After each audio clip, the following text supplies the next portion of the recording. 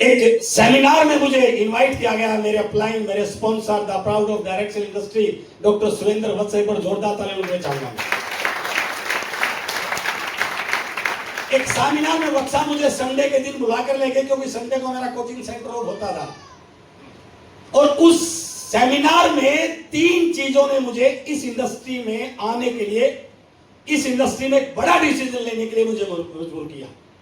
पहला, जिस व्यक्ति का सेमिनार था, जब उनको इंट्रोड्यूस कराया गया, उन्होंने अपना परिचय दिया, तो मुझे लगा कि मैं तो क्लास 2 पोस्ट पे काम कर रहा हूं, but that person was working on class 1 post.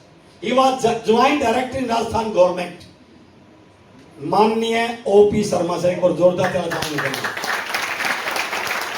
उन्होंने जैसे अपना परिचय दिया कि मैं ओपी शर्मा राजस्थान गवर्नमेंट में ज्वाइंट डायरेक्टर क्लास 1 की पोस्ट पर काम कर रहा हूं, तो मुझे लगा कि जब इस प्रकार का इतना बड़ा व्यक्ति इस काम को कर रहा है, तो शायद ये कोई ना कोई अच्छे मुकाम का काम तो होगा। इस काम को करने वाले अच्छे लोग तो हैं, और जब ये कर रहे हैं तो मुझे भी इस काम के बारे में सोचना चाहिए। तो मैं तुरंत उनकी बातों को सुनने के मोड में आ गया, लिसनिंग मोड में आ गया। दूसरी चीज उन्होंने कोट की, बहुत अच्छी लगी मुझे, जो मैंने अपनी किसी एजुकेशनल कैरियर में, प्रोफेशनल कैरियर में कभी सुनी थी। दूसरी चीज बताई, जो आजकल हम सब लोग इसकी बड़ी चर्चा करते हैं, एक्टिव इनकम और पैसिव इनकम, है ना।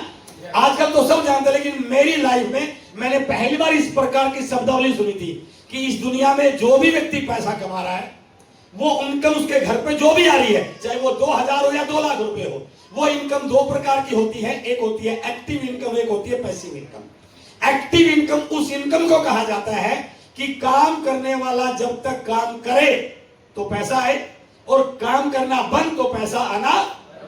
एक डॉक्टर कितना भी काबिल डॉक्टर क्यों ना हो, उसके घर में लाखों रुपए महीना क्यों ना आ रहे हो, लेकिन वो पैसा केवल और केवल तब तक आएगा जब तक वो डॉक्टरी कर रहा होगा। वैसे बोल रहा हूं ना। और जिस दिन डॉक्टरी करना बंद तो पैसा आना।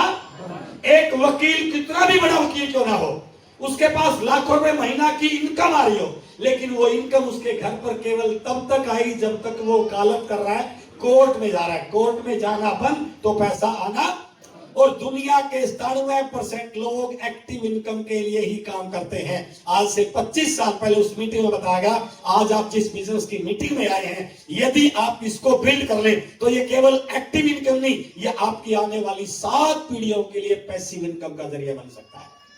तो ये बात मुझे स्ट्राइक की। उस समय इस कंपनी में केवल एक प्रोडक्ट होता था। उन्होंने बताया आने वाले समय में पैंट के साथ शर्ट भी आएगा, हल्दी मिर्च मसाला, नमकीन, बिस्कुट, चाय, अगरबत्ती, पेस्ट, साबुन, सब ये सारे प्रोडक्ट आएंगे। यदि वास्तव में ये प्रोडक्ट अच्छे हुए, यदि लोगों के यूज करने लायक है, यदि लोगों ने इनको पसंद किया, तो जब तक दुनिया में कपड़ा पहनने का, चाय पीने का, नहाने का रिवाज रहेगा, आपके घर पर आने वाली इनकम कभी रुकने वाली। तो मैं इस लाइन से बहुत मोटिवेट हुआ। और तीसरी और सबसे बड़ी बात, क्योंकि हम नौकरी करने वाले लोगों को बिजनेस की भाषा समझ में नहीं आती है, उन्होंने तीसरी बढ़िया बात की, इस दुनिया में पैसा कमाने वाले अमीर वही लोग हैं जो बिजनेस कर रहे हैं। और वो बाजार में अपनी कोई फैक्ट्री लगाते हैं, कोई दुकान करते हैं, उससे बहुत सारा इन्वेस्टमेंट करते हैं, और उस इन्वेस्टमेंट के अनुपात में उनके घर में पैसा आता है। बट यहां पर बताया गया, ये जो इंडस्ट्री है, ये एक पैरेलल बाजार बनने लग रहा है। इस बाजार में हमारा कोई हिस्सा नहीं है, बट इस इंडस्ट्री का जो पैरेलल बाजार बन रहा है, यदि इस बाजार से आपके ग्राहक कनेक्ट हो जाए, तो आज जो बाजार चल रहा है वो बिचौलियों का बाजार है, विज्ञापन वालों का बाजार है, एडवर्टीजमेंट वालों का बाजार है, रिटेलर का बाजार है। बट ये जो बाजार बनने वाला है वो ग्राहकों का बाजार बनने वाला है। और उस बाजार में ग्राहकों का कोई हिस्सा ना था और ना है, बट इस बाजार में ग्राहकों का 45% का हिस्सा हो सकता है। बिना दुकान किए, बिना फैक्ट्री लगाए, बिना इन्वेस्टमेंट किए, आप चाहो तो लाखों रुपए का, आप चाहो तो करोड़ों रुपए का, आप चाहो तो कई सौ करोड़ का, और आप चाहो तो हजारों करोड़ का टर्नओवर कर सकते हैं, और इस बाजार में आपकी हिस्सेदारी बन सकती है। इन 3 चीजों ने मुझे बहुत मोटिवेट किया, और मुझे लगा ये काम मुझे करना चाहिए। नौकरी में मैं जिंदगी भर की नौकरी करके भी ये काम नहीं कर पाऊंगा, और मैंने उसी मीटिंग में डिसीजन लिया कि मुझे आरसीएम करना चाहिए। बट मेरे सामने एक चैलेंज था कि मैं 6 घंटे की नौकरी करता था, 6 बैच में कोचिंग के पढ़ाता था, तो मेरे सामने एक प्रैक्टिकल सिचुएशन थी कि मैं 14 घंटे रोज काम करता हूं, तो आरसीएम के लिए समय तो नहीं बचेगा। और देखिए, एक सेमिनार का इफेक्ट, इसलिए बोला जाता है, लोग कई बार इस चीज को अवॉइड करते हैं कि सेमिनार में जाऊंगा तो मुझे पता है, बिल्कुल पता है, लेकिन सेमिनार में आके कोई व्यक्ति बड़ा डिसीजन लेता है। घर पे बैठ के किसी व्यक्ति ने आज तक बड़ा डिसीजन नहीं लिया है। और इस इंडस्ट्री के बारे में यही कहा गया है, इस इंडस्ट्री में वही बड़े लीडर बनते हैं जो सेमिनारों पर निरंतर फोकस करते हैं। और मैं ऊपर वाले का लाख लाख शुक्रिया करता हूं और व्हाट्सएप का शुक्रिया करता हूं। यदि वो मुझे उस दिन सेमिनार में नहीं लेके जाते तो शायद आज भी मैं नौकरी कर रहा होता या बच्चों को पढ़ा रहा होता। हेलो, उस सेमिनार में जाने के डिसीजन लिया तो जब मुझे लगा कि इस काम को करना चाहिए तो मेरे पास समय नहीं है, और उस सेमिनार का ये प्रभाव था। मैंने उसी मीटिंग में पहली बार जाके डिसीजन लिया, आज के बाद कोचिंग सेंटर बंद, और जो समय 6 घंटे बच्चों को पढ़ाने में लगता है वो आरसीएम को बिल्ड करने में लगाया जाएगा। हेलो, डिसीजन बड़ा जोरदार था पर बहुत मुश्किल भी था, क्योंकि जाना तो घर वालों के पास था ना। और अक्सर जब भी आप कोई बड़ा डिसीजन लेते हैं, डिसीजन तो एक लाइन मैंने कोटेशन पढ़ी थी कि जिंदगी में कोई भी डिसीजन अच्छा या बुरा नहीं होता जब तक आप उस डिसीजन को सही साबित ना कर पाए। जब डिसीजन आप कोई बड़ा लेते हैं तो आपके जो वेल विशर है ना, जो आपके जान पहचान के लोग हैं, जो आपके परिचित लोग हैं, जो आपके घर वाले हैं, जो आपके दोस्त हैं, वो सबसे पहले आपको उस डिसीजन में बाधा बनने की कोशिश करते हैं। हेलो, ऐसा नहीं कि हमारे दुश्मन है, वो हमारे शुभ चिंतक हैं। वो चाहते हैं कि हमारा कोई नुकसान ना हो जाए, क्योंकि हम उनके बहुत प्रिय होते हैं। बट हम इस बात को भूल जाते हैं। एक किताब है, यदि आपने पढ़ी हो, जिसका नाम है कॉपी कैट मार्केटिंग। पढ़ी है कुछ लोगों ने? ग्रेट। उस किताब, छोटी सी किताब, उसको जरूर पढ़ना। उस किताब में बिल्कुल बताया गया इस दुनिया में 2 कैटेगरी हैं, एक है 95% और दूसरा 5%। दुनिया के 95% लोग, जो भी नौकरी करने वाले, छोटा मोटा व्यापार करने वाले, खेती करने वाले, दुकान करने, ये सारे के सारे लोग 95% की श्रेणी में आते हैं। बट दुनिया के जितने भी अमीर और बड़े सफल लोग हैं वो 5% लोगों की श्रेणी में आते हैं। और उस किताब में बताया गया एक व्यक्ति पूरी जिंदगी काम करके भी वो 5% लोगों की श्रेणी में क्यों नहीं जा सकता, उसके पीछे सबसे बड़ा कहानी बताया। वो उन लोगों को कॉपी करता है, उन लोगों की राय मानता है जो केवल 95% में ही होते हैं। जिस व्यक्ति ने जिंदगी में कोई सफलता हासिल नहीं की, क्या वो मुझे सफल होने का ज्ञान दे सकता है सर?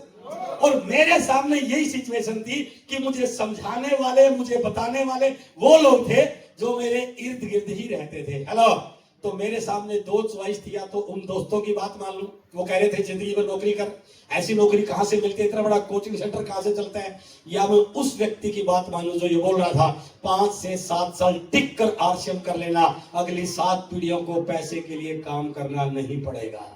ये 2 सिचुएशन मेरे सामने थी। तो मैंने उन दोस्तों की बात को अवॉइड किया, घर वालों की बात को अवॉइड किया और आरसीएम करने का डिसीजन लिया और कोचिंग सेंटर को बंद कर दिया।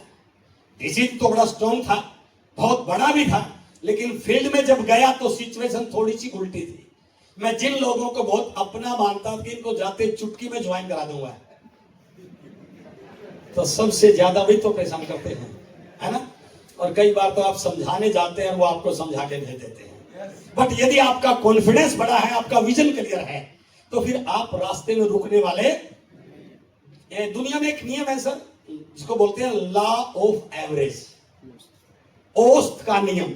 और यह बताया गया एक्सपर्ट के द्वारा कि दुनिया के सारे नियम फेल हो सकते हैं, लेकिन औसत का नियम कभी फेल नहीं। यदि आप 4 लोगों से बात करोगे, यह बिल्कुल गारंटी है, यह संभावना है कि 4 के 4 मना कर सकते हैं, इट मे पॉसिबल। बट यदि आप 40 लोगों से बात करेंगे, यह गारंटी है कि 40 के 40 मना करने वाले नहीं होंगे। It is called the law of average. तो मैंने लोगों से बात करना छोड़ा नहीं, जारी रखा, और इसका परिणाम यह रहा कि कुछ लोगों ने मेरी बात को यस किया और मेरे साथ ज्वाइन कर लिया। मेरा नेटवर्क बनना शुरू हुआ। समझ में आया कि शुरू में नो मिलता है, बट आप कंटिन्यू करते हैं तो आपको यस ही मिलता है। और जब मेरा नेटवर्क बनना शुरू हुआ तो मैंने 3 चीजों पे विशेष फोकस किया, जो मैं आपको जरूर कहना चाहूंगा, क्योंकि मैं पिछले काफी समय से देख रहा हूं यहाँ माहौल बहुत जोरदार है, एक्साइटमेंट का लेवल बहुत शानदार है, बट जो ग्रोथ है ना लेवल्स की, लीडर्स की, वो थोड़ी सी कहीं ना कहीं स्लो है, जो मुझे लग रहा है। क्या मैं सही बोल रहा हूँ? तो उसके पीछे जो चीज मैं ऑब्जर्व कर रहा था, मैं अभी बात कर रहा था मुझसे बैठा बैठा, कि ये चीजों को थोड़ा और फोकस करना चाहिए। वो 3 चीजें जिन्होंने मुझे इस इंडस्ट्री में सफल बनाया। पहली चीज क्योंकि मैं मैथमेटिक्स का व्यक्ति था, मुझे डायरेक्ट सेलिंग की ABCD भी पता नहीं थी। मैं पहले दिन से इस बात को जान चुका था, किसी भी सेक्टर में वही लोग टॉप पर पहुंचते हैं जिनको उस सेक्टर की पूरी डिटेल्ड जानकारी मालूम होती है। सही है ना? एक व्यक्ति को दुकान करने का कुछ पता नहीं है, वो सीधे जाके दुकान कर ले, 40-30 लाख लगा दे तो पैसा डुबोएगा। पक्का है ना? तो उसको जानकारी नहीं है, पर उसको जानकारी लेनी चाहिए। तो मुझे लगा कि मुझे इस सेक्टर की जानकारी नहीं है और अनजान बन के काम करूंगा तो रिजल्ट अच्छे आने वाले। तो मैंने सबसे ज्यादा फोकस किया खुद को सीखने पर, खुद को सिखाने पर, इस इंडस्ट्री की टर्मिनोलॉजी को जानने पर, इस इंडस्ट्री में कैसे बात करनी है, सामने वाले से कैसे बात करनी है, उसको कितना सुनना है, उसको ऑब्जेक्शन को कैसे एड्रेस करना है, वो नो करे तो उसको यस पे कैसे लाना है। जितना ज्यादा मैं सीख पाऊंगा उतना ज्यादा लोगों को कन्विंस कर पाऊंगा। तो मेरा पहला जो कामयाबी का राज रहा है वो है मैंने अपने आप को हमेशा सीखने के लिए तैयार रखा। हेलो। और ये बहुत सारे लोग गलती करते हैं, जैसा भी बोले थे मेरी किताब है locks and keys in network marketing, उसमें पहला चैप्टर ये लोग ये मान लेते हैं कि मुझे तो सब पता है। इस दुनिया में अलग अलग तरह के लोग हैं सर, अलग अलग बैकग्राउंड के हैं। आप जो चीज सोच रहे हो सामने वाला किसी और एंगल से देख रहा होगा, तो उस एंगल से जब आपसे सवाल पूछेगा और आपको उसका प्रॉपर आंसर नहीं आया तो वो आपके साथ कनेक्ट होने वाला। तो मुझे सीखना पड़ेगा कि उस व्यक्ति से किस प्रकार बात की जाए। दूसरा मेरे कामयाबी में इस चीज का रोल रहा, मैं शुरू से यह मान चुका था कि मेरे अकेले के दौड़ने से चमत्कार होने वाला। जब तक मेरे जैसे लीडर मेरी टीम में, मेरे से भी स्ट्रॉन्ग लीडर मेरी टीम में क्रिएट नहीं होंगे, मेरा बिजनेस बड़ा होने वाला। तो इसलिए जो भी मुझे मेरी टीम में ठीक ठाक व्यक्ति नजर आता, जिसका ड्रीम थोड़ा अच्छा था, जो कुछ करना चाहता था, इसको करियर के तौर पर ले जाना चाहता था, मैं उन लोगों से मिलता, उनको प्लान दिखाना, उनको आगे बिजनेस बढ़ाना, अपलाइन से मिलवाना, उनकी किताब परचेज करवाना, उनको मीटिंगों में लेके जाना, उनका बिजनेस ग्रो करना। तो दूसरा पार्ट रहा कि मैंने अपनी टीम में लीडर्स क्रिएशन पर फोकस किया। और तीसरा और सबसे इंपॉर्टेंट पार्ट ये रहा कि मुझे ये पता था कि उस समय में जींद में रहता था, जींद छोटा सा सिटी है, मुझे पता था कि अकेले जींद से कुछ बड़ा काम होने वाला।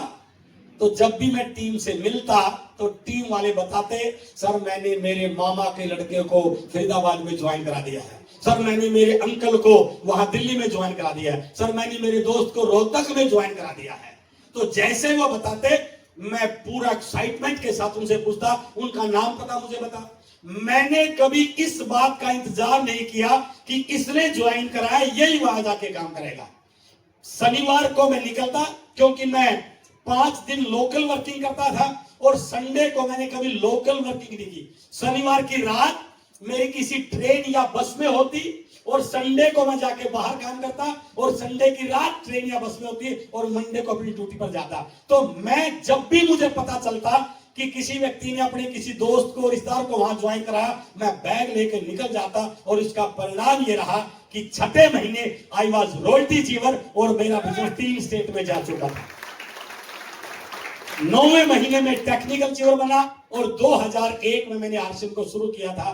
2007 आते आते 6 साल में मैं आरसीएम से इतना पैसा कमा चुका था जितनी हरियाणा गवर्नमेंट मुझे रिटायरमेंट की एज तक देने वाली थी। हेलो, मेरी रिटायरमेंट 2023 में होनी थी और मैंने 2007 में 31 अगस्त 2007 में नौकरी को टाटा बाय बाय बोल दिया। जिस दिन मैं अपनी ड्यूटी पे गया, एक मिठाई का डिब्बा काजू कतरी का मैंने खरीदा और जाके हमारी जो प्रिंसिपल होती थी उस समय, मैंने उनके सामने रखा, मैडम मिठाई खाइए। तो बड़ी खुशी, सर क्या खुशी है? मैंने कहा मिठाई तो खाइए, बताओ ना। नहीं पहले बताइए, नहीं पहले मिठाई खाइए। उन्होंने मिठाई खाई और मैंने एप्लीकेशन रखी, अब मैं नौकरी करना नहीं चाहता, मैं इस बंधन से मुक्ति चाहता हूं, कृपया मुझे पद मुक्त किया जाए। मैंने कहा मेरी एप्लीकेशन को फॉरवर्ड कर दीजिए। और उनको ऐसा लगा, बोलते हैं ना कि जोर का झटका धीरे से लगा और उन्होंने स्टाफ को बुला लिया कि यार ये पागल हो गया है, इतनी बड़ी पोस्ट, इसकी प्रमोशन होने वाली है प्रिंसिपल के लिए। आई वाज सीनियर लेक्चर, आगे PO, SDO, DO, joint director जाएंगे साहब। तो मैंने कहा मुझे जाना ही नहीं है ना, मुझे तो आरसीएम का डायमंड बन गया। हेलो, मुझे नौकरी करनी नहीं है। तो देखिए वो जो घड़ी थी ना, वो लोगों में बड़ा लगा यार इतनी बड़ी पोस्ट को छोड़ा जा सकता है, क्योंकि मैंने उस समय तक मैं फाइनेंशियली फ्री हो चुका था। भाई नौकरी हम पैसे के लिए करते हैं सर, इसको माने या ना माने, नौकरी हम जरूरत के लिए करते हैं, नौकरी मजबूरी में करते हैं, शौक के लिए नहीं करते हैं। और मेरा जो मजबूरी थी वो खत्म हो चुकी थी, क्योंकि मैं आरसीएम में लगातार ग्रो कर रहा था।